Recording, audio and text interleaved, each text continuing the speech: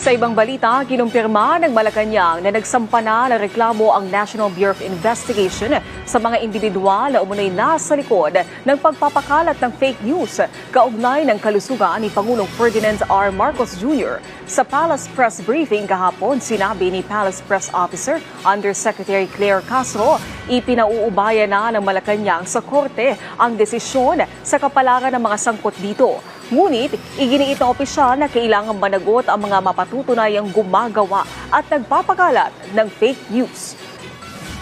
Ang batas ay dapat ipatupad. Ang lumabag sa batas ay dapat managot.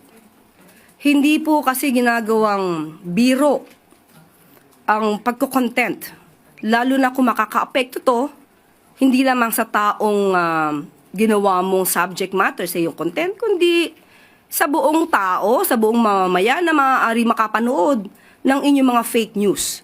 So nilalabanan po natin ang fake news at hindi po dapat ito gagawin at pagkasabi ng sorry ay tapos na. So tignan na lamang po natin kung anong mangyayari po dyan at kung wala naman siyang kasalanan, ipagtanggol na lamang niya ang kanyang sarili.